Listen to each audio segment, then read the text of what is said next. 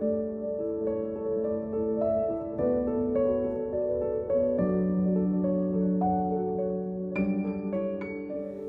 23편 1절에서 6절 말씀 우리 한 절씩 교독하겠습니다. 여호와는 나의 목자시니 내게 부족함이 없으리로다. 그가 나를 푸른 물가에 누이시며 쉴만한 물가로 인도하시는도다. 내 영혼을 소생시키시고 자기 이름을 위하여 의의 길로 인도하시는도다. 내가 사망의 음침한 골짜기로 다닐지라도 해를 두려워하지 않는 것은 주께서 나와 함께 하시니라.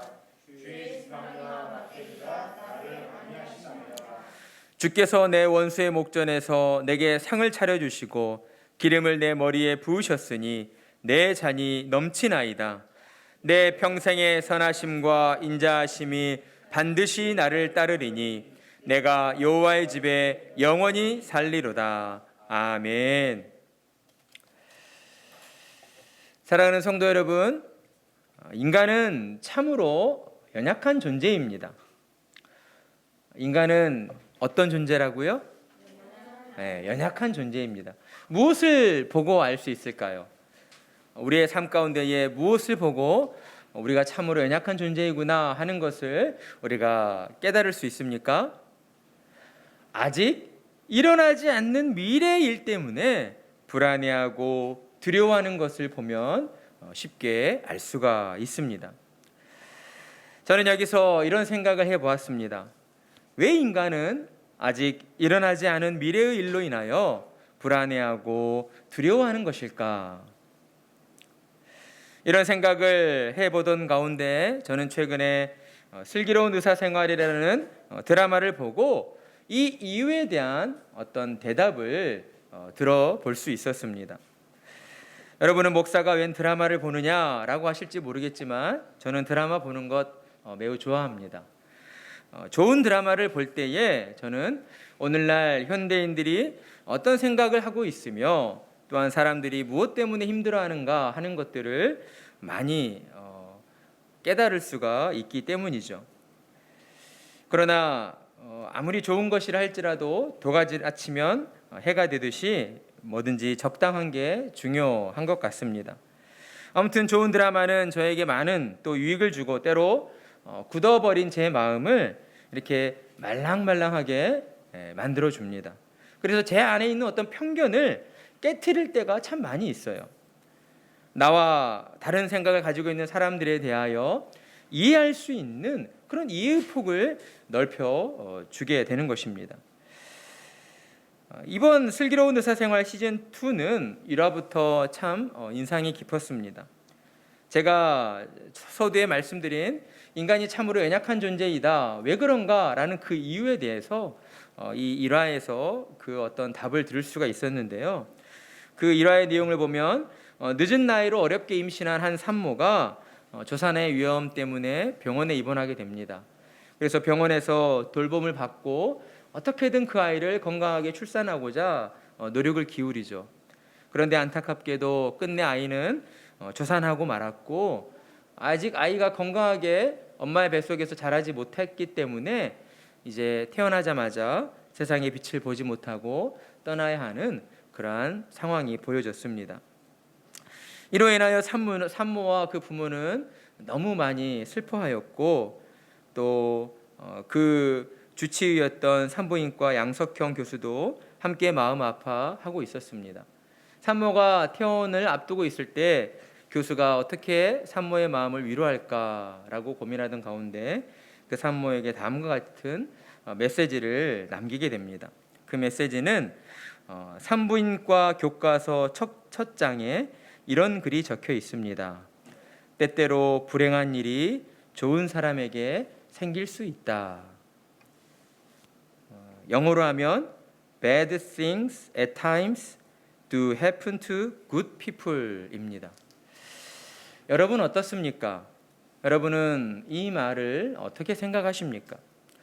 저는 이 표현을 듣고 정말 그렇구나, 정말 탁월하다라는 생각을 하게 되었습니다. 인생의 연약함을 참 정확하게 표현하고 있다라고 생각하게 된 것입니다. 정말 그렇지 않습니까?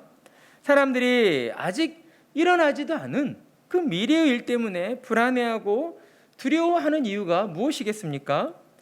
양석형 교수가 전한 이 메시지처럼 때때로 불행한 일들이 좋은 사람인 나에게 생길 수 있다라는 그런 생각을 하고 있기 때문이다라는 것이죠. 대부분의 사람들은 인생을 살면서 이런 생각들을 하고 있습니다.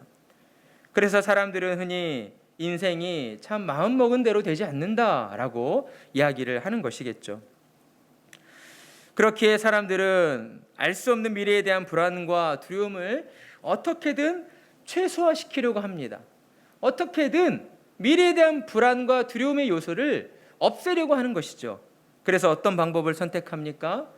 나름의 자신보다 앞서서 인생을 경험한 인생의 선배들, 그리고 세상이 말하는 어떤 성공한 사람들의 발자취를 따라가려고 하게 됩니다. 답습하려고 하는 것이죠. 저 사람은 똑같은 인생을 사는데 저렇게 승승장구 성공했으니 나도 저 사람을 따라 살아가면 내 인생도 성공하게 될 것이다 라는 그런 기대치가 있기 때문인 것입니다. 그런데 어떻습니까?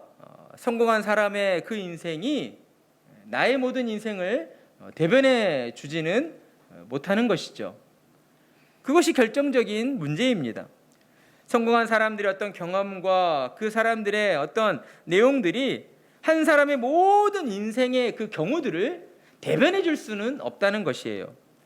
언제나 예기치 못한 변수가 생기게 되어 있습니다. 그것이 인생이죠. 성공한 사람을 따라서 이렇게 살면 다 잘 될 것 같은데 살다 보면 어때요? 꼭 엉뚱한 일들이 빵빵 터지는 것입니다. 이렇게 하면 잘 될 거라고 생각을 했는데 도리어 잘못되는 그런 결과가 우리에게 주어질 수도 있다라는 거예요. 사람의 인생이란 이렇듯 붕어빵 찍어내듯 결코 똑같을 수가 없다라는 것입니다. 따라서 이러한 인생의 연약함을 통해서 우리가 생각할 수 있는 어떤 그 결론은 무엇인가? 사람이 수많은 인생의 경험들과 성공 사례들을 쫓아 산다고 하여도 인간이 지닌 그 연약함을 결코 극복해낼 수는 없다라는 것입니다. 그렇게 때때로 불행한 일들이 내게도 생길 수 있다는 그러한 불안과 두려움에서 사람은 결코 자유할 수가 없다라는 것입니다. 그러나 사랑하는 성도 여러분, 성경은 우리에게 예외가 되는 사람들이 있다라고 가르쳐주고 있습니다. 그 사람들은 바로 자신의 인생이 자신의 것이 아니라고 믿는 사람들이죠. 자기 인생의 주인이 따로 있다라고 믿는 사람들입니다. 그 사람들은 누가 자기의 인생의 주인이라고 믿고 있습니까? 천지를 창조하신 하나님께서 내 인생의 주인이 되어주신다라고 믿고 있는 사람들입니다. 여러분, 그러니 세상 사람들이 볼 때에 이런 믿음을 가진 사람들을 정상인 사람으로 볼 수 있겠습니까? 그럴 수 없는 것이죠. 그러니 하나님을 믿고 내 인생의 주인이 하나님이시다라고 고백하는 사람들은 세상과 구별된 하나님 나라의 백성일 수밖에 없는 것입니다. 하나님의 은혜로 예수님을 구주로 믿어 하나님의 자녀가 된 거룩한 하나님 나라의 백성들, 곧 성도들만이 이러한 인생의 연약함이라는 그러한 전제에서 예외가 되어질 수 있다라는 것입니다. 성도들은 전능하신 하나님께서 내 인생을 주관하시고 다스리시는 선한 목자가 되어주심을 믿고 살아가는 자들입니다. 그렇게 성도들은 진정으로 미래에 대한 불안과 두려움에서 해방되어서 참으로 자유할 수가 있는 것이죠. 요한복음 8장 32절은 이렇게 말씀합니다. 진리를 알지니 진리가 너희를 자유롭게 하리라. 여러분, 이 짧은 한마디 구절에는 많은 의미를 내포하고 있습니다. 여러분, 이 세상을 사는 사람들이 참으로 자유롭습니까? 무엇 하나 자유로운 게 없습니다. 태어나는 그 세상에 태어나는 것조차도 자유롭지 않아요. 내가 태어나고 싶다고 해서 태어날 수 있습니까? 아니죠. 부모의 존재를 통해서 태어나게 되는 것이죠. 태어나서 내가 원하는 대로 이 세상에서 내가 원하는 것을 다 이루며 살겠다라고 하면 그것들이 다 이루어집니까? 아닙니다. 응애응애하고 걷지도 못하는데 어떻게 자기가 원하는 것을 다 할 수 있겠습니까? 인간이라는 존재는 이처럼 모든 순간, 그러니까 태어나서 살아가는 모든 날들 동안 그 어느 순간에도 진정 자유로울 수 있는 존재가 아니다라는 것입니다. 그런데 영적으로 볼 때는 어떻습니까?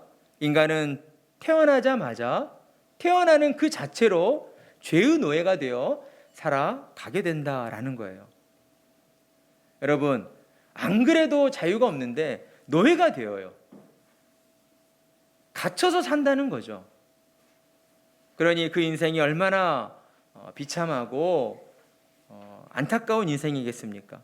그런데 하나님께서는 우리에게 진리를 알지니 진리가 너희를 자유롭게 하리라 라고 말씀하시고 계십니다. 여러분, 진리를 안다는 것은 무엇입니까? 많은 의미가 있지만 오늘의 말씀과 이어서 생각해 본다면 내 영혼의 주인이 누구이신가, 내 인생의 주인이 누구이신가를 아는 것이 곧 진리를 아는 것이다 라고 할 수가 있는 것입니다. 때문에 비록 현실이 힘들고 고단할지라도 내 영혼이 하나님 안에 거하고 있기 때문에 나는 하나님이 주시는 참 기쁨과 만족을 누리며 살고 있다라고 고백하게 되는 것이죠. 그렇습니다. 믿음으로 하나님 안에 거하는 자만이 진정 미래에 대한 불안과 두려움에서 자유할 수가 있는 것입니다. 우리가 계속해서 함께 나누고 있는 시편 23편에는 이렇듯 인생의 연약함 속에서도 진리를 알고 진리 안에서 참 자유와 만족을 누리며 살았던 한 위대한 인물 다윗의 신앙의 고백이 담겨져 있는 것이죠. 그러나 시편 23편의 이 고백은 다윗 개인의 고백만이 아닙니다. 이 땅에 존재하는 모든 신자들, 하나님의 은혜로 하나님의 자녀로 거듭난 모든 신자들의 고백과 같다라는 것이죠.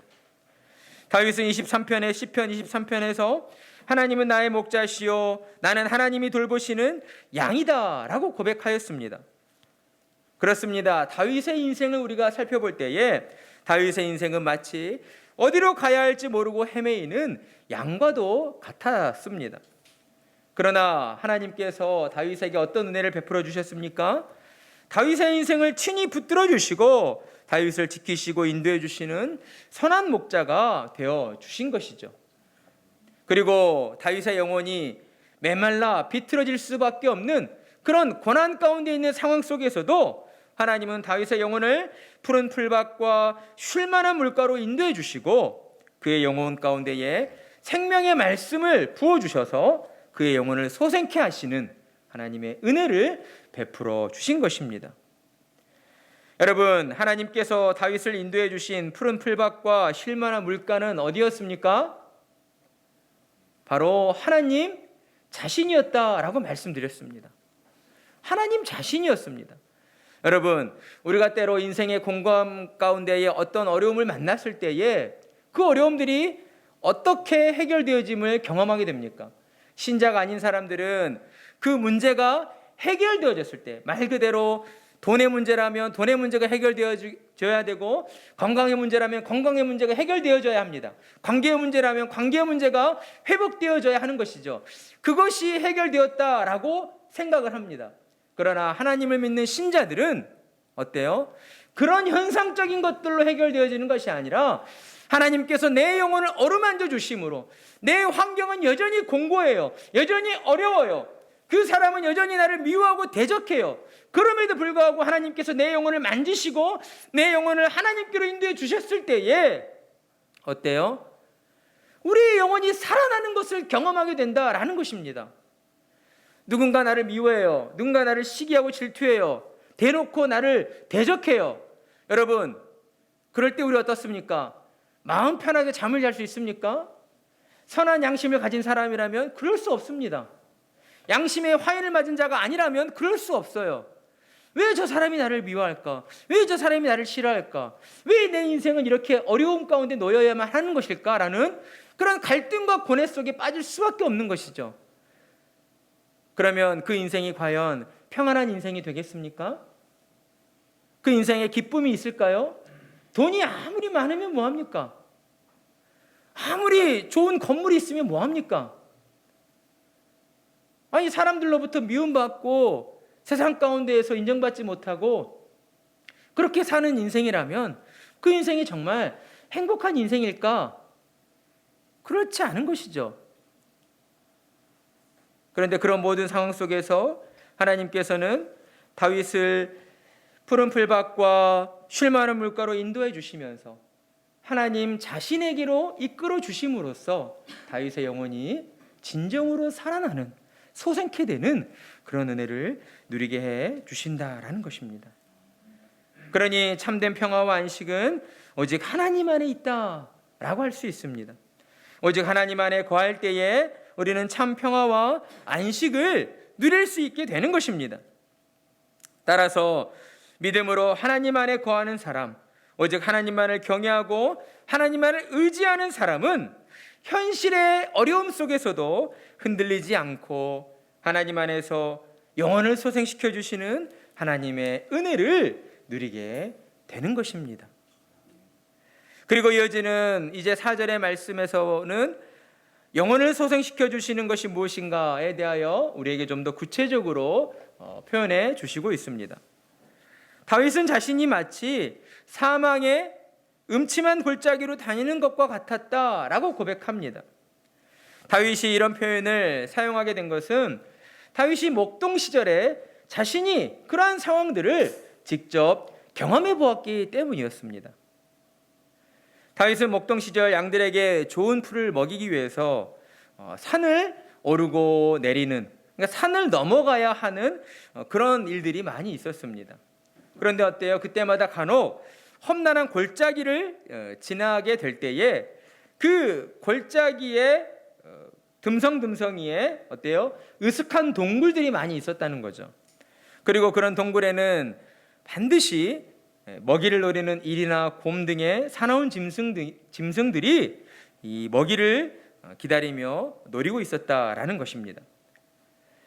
여러분, 이런 상황들을 생각해 볼 때에 만약에 이 양들이 목자 없이 그런 골짜기를, 그런 사망의 음침한 골짜기, 양들을 잡아먹으려고 하는 들짐승들이 기다리고 있는 그런 골짜기를 지난다라고 한다면 그 양들은 과연 어떻게 됐을까요? 아마도 다 들짐승에게 잡아먹히고 말았을 것입니다. 그러나 이 양들의 그 이동 가운데에 어때요? 항상 목자가 함께하고 있었기 때문에 그 목자가 양들을 바른 길로 인도해주고 또한 들짐승들로부터 지켜주고 보호해 주었기 때문에 이 양들은 그 목자를 믿고 그 마음에 두려움 없이 그 험준한 골짜기의 길을 무사히 건너갈 수 있었다라는 것입니다. 다윗의 인생도 마찬가지였다라는 것이죠. 다윗 사사 삶도 마치 사나운 들짐승이 자신을 잡아먹으려고 기다리는 그런 사망의 음침한 골짜기를 걷는 그런 삶이었지만 자신을 죽이려는 사람들부터 계속 쫓겨다녀야 했고 또한 수많은 죽음의 위기 앞에 설 수밖에 없었지만 그럼에도 불구하고 다윗이 나는 두려워하지 않았다라고 고백할 수 있었던 것은 바로 하나님께서, 선하신 목자이신 하나님께서 다윗 자신과 함께 하셨기 때문이었다라는 것이었습니다. 여러분, 다윗이 무엇 때문에 사망의 음침한 골짜기를 다닐지라도 두려워하지 않았다고요? 하나님께서 그렇죠. 여러분, 하나님께서 함께 하심을 믿었기 때문입니다. 다윗이 수많은 죽음의 위험과 고난 앞에서도 그가 두려워하지 않았던 것은 하나님이 언제나 다윗과 함께 하시며 자신을 지켜주신다고 그가 온전히 믿었기 때문이었다라는 거예요. 하나님께서 다윗을 대적하는 사울 왕을 하나님이 없애버리셨습니까? 아니죠. 사울 왕은 계속해서 다윗을 죽이려고 달려들었습니다. 그러니까 우리가 흔히 쉽게 생각하는 것처럼 다윗이 다윗을 죽이려고 달려들었습니다. 그러니까 우리가 흔히 쉽게 생각하는 것처럼 다윗이 다윗을 죽이려고 달려들었습니다. 그러나 다윗은 하나님의 우리를 두렵게 만드는 어떤 대상, 그 존재가 내가 하나님 앞에 기도했더니 하나님께서 그 대상을 물리쳐 주셨어. 없애 주셨어. 그렇기 때문에 나는 두려움이 없어. 불안하지 않아. 이게 아니라는 거예요. 나를 대적하는 그 어떤 존재는 여전히 나를 노려보고 있습니다. 그럼에도 불구하고 다윗이 두려워하지 않을 수 있었던 이유는 그 고난의 어려움 속에서도 하나님은 끝까지 나를 지켜주신다. 하나님은 내 인생의 길을 안전한 길로 반드시 인도해 주신다. 라는 믿음이 있었기 때문이다. 라는 것입니다. 여러분, 다윗의 이 온전한 믿음 가운데에는 어떤 마음이 있었는가? 다윗이 하나님을 온전히 경외하였다. 이 말은 곧 다윗은 하나님 한 분만을 두려워하였다라는 것으로 우리가 이해할 수 있습니다. 그렇습니다. 다윗이 가진 믿음은 하나님 한 분만을 두려워하는 믿음이었습니다. 그렇기 때문에 다윗은 하나님 외에 세상 그 누구도 두려워하지 않을 수 있었던 것이죠. 그렇습니다. 우리는 여기서 성도가 진정 두려워해야 할 대상이 누구인가를 우리는 깨달아야 합니다. 여러분, 우리는 누구를 두려워해야 합니까? 우리는 무엇을 두려워해야 합니까? 여러분, 죽음일까요? 가난일까요? 질병입니까? 세상의 돈과 권력입니까? 아니죠. 우리가 진정으로 두려워해야 될 대상은 오직 하나님 한 분뿐이다 라는 것입니다. 여러분, 진정 하나님만을 두려워하시기 바랍니다. 여러분, 하나님만을 두려워하셔야 해요. 그러면 어때요? 우리의 모든 삶이 하나님의 뜻대로 인도함을 받게 되어 있습니다. 왜요? 우리의 마음이 하나님을 두려워하기 때문에 내가 하나님의 뜻대로 살아야 되겠다. 당연히 그 마음을 품게 되지 않겠습니까? 하나님을 향한 온전한 믿음은 곧 하나님 한 분 외에 다른 그 무엇도 두려워하지 않는 그 마음이다 라고 할 수가 있습니다. 우리가 진정으로 하나님 한 분만을 두려워한다면 우리는 이 세상을 살면서 아직 일어나지 않는 미래의 일들 때문에 불안해하거나 두려워하지 않을 것입니다. 여러분, 부모된 우리는 무엇 때문에 가장 많이 불안해하고 두려워해요? 우리 자녀들을 보면서 많은 부분 걱정을 하죠. 불안과 두려움까지는 아니겠지만 많은 시간 속에서 자녀들을 생각하며 걱정을 하게 됩니다. 왜요? 그만큼 우리 자녀들을 사랑하기 때문에. 내 자녀이니까 내 자녀가 세상 가운데서 또 잘 되기를 바라고 또 많은 사람들 앞에서 선한 영향력을 끼치는 그런 믿음의 사람으로 쓰임받기를 원하기 때문에 우리 자녀를 많이 사랑하는 마음에서 또 걱정하고 또 자녀의 미래를 또 생각하게 되는 것이죠. 그러나 오늘 이 말씀을 통해서 우리에게 주시는 깨달음처럼 우리가 오직 하나님 한 분만을 두려워한다면 나 자신만이 아니라 나를 통하여 우리의 가정에 허락하여 주신 우리 자녀들의 그 인생과 우리 자녀들의 미래에 대해서도 하나님께 맡겨드릴 줄 아는 그런 믿음의 자세를 가져야 하는 것입니다. 여러분, 자녀들로 인하여 불안해하지 마십시오.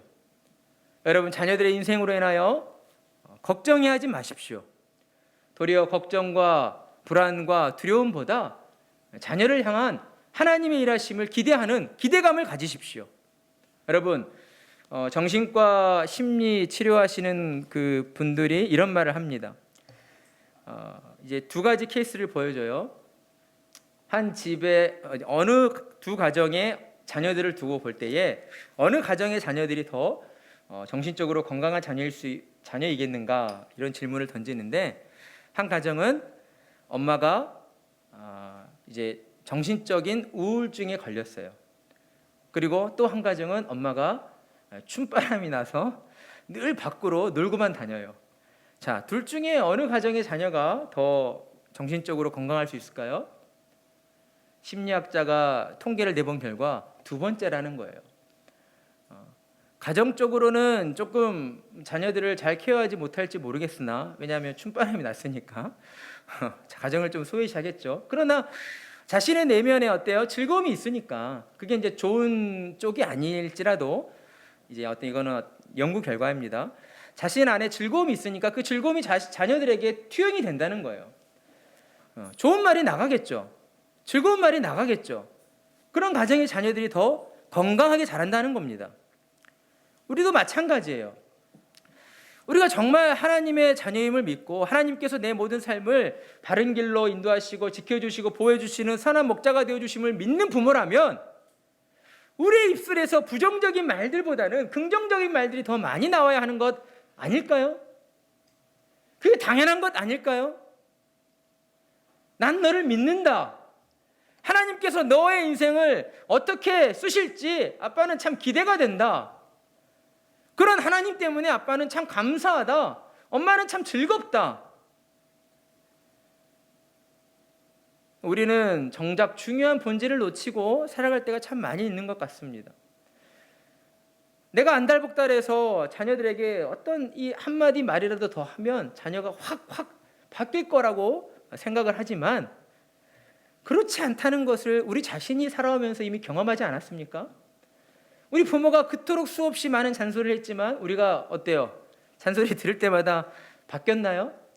그렇지 않아요. 도리어 예상치 못한 상황에서 내 마음이 변화될 때가 있습니다. 분명히 이 타이밍에는 내가 혼나야 돼. 잔소리를 들어야 되는 타이밍인데 도리어 반대로 괜찮다고 하시네? 이럴 때 우리의 마음이 느껴지는 거예요. 이럴 때 우리의 마음이 뭔가 생각을 갖게 되는 겁니다. 우리 자녀들도 하나님의 인격적인 존재로 이렇게 세상에 태어났기 때문에 스스로 생각하고 판단할 수 있는 능력이 다 있습니다.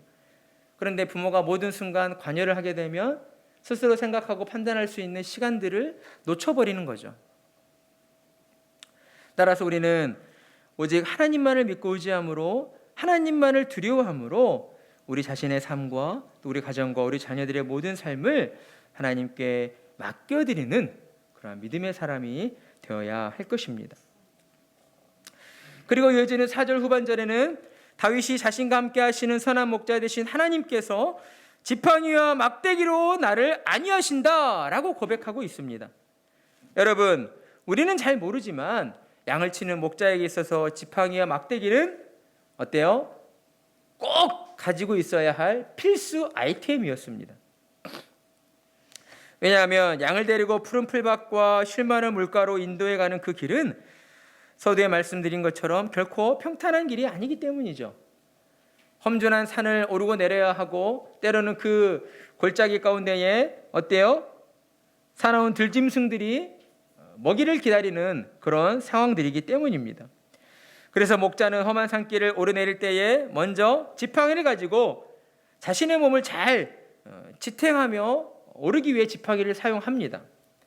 그러나 이 지팡이의 용도는 무엇보다도 양들을 바른 길로 인도하기 위해 사용되는 지팡이라고 할 수 있습니다. 여러분, 양 무리들이 많잖아요. 그런데 양이 직접 손으로 양들을 이렇게 인도할 수는 없잖아요. 그렇기 때문에 양들을 이끌 수 있는 지팡이를 가지고 양들이 혹여나 잘못된 길로 가려 할 때에 이렇게 바른 길로 인도해 주는 것이죠. 그리고 또 이 지팡이는 어때요? 양들이 이리저리 헤매고 있을 때에 목자인 내가 너희와 함께 있다라는 어떤 그런 사인을 주는 역할로 사용되기도 합니다. 이 지팡이를 가지고 땅을 친다든지 이러면 소리가 나겠죠. 그런 소리를 통해서 목자인 내가 양들인 너희와 지금 함께하고 있다. 걱정하지 말아라. 이런 사인을 보내는 데 사용되기도 하는 것이죠. 그리고 목자는 또 어때요? 이 막대기를 가지고 다녔습니다. 이 막대기는 아마도 허리춤에 차고 다니는 막대기였을 거예요. 그러니까 짧은 막대기죠.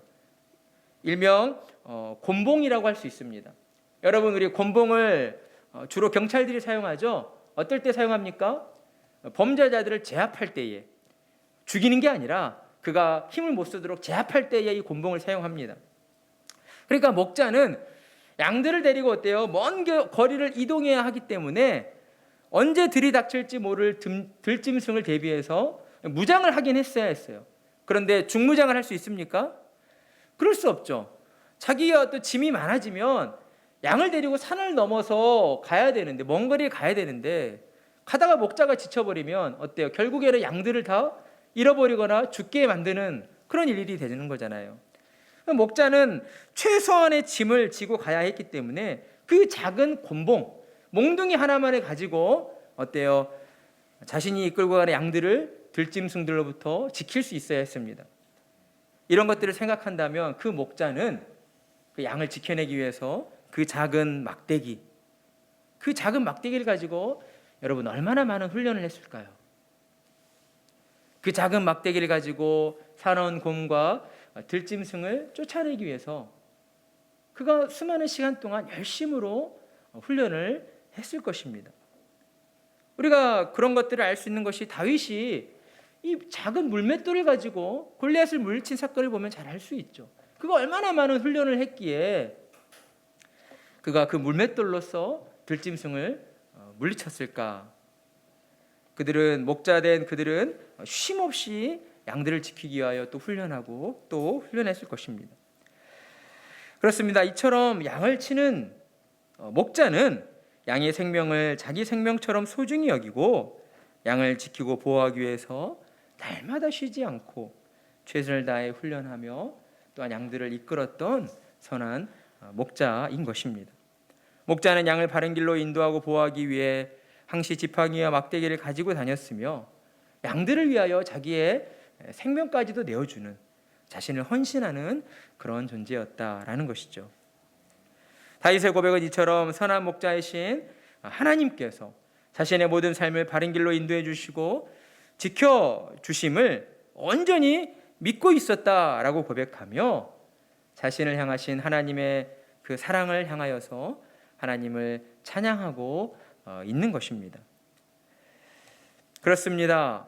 오늘 우리는 시편 23편을 통해서 특별히 시편 23편의 4절의 말씀을 함께 나누었는데요.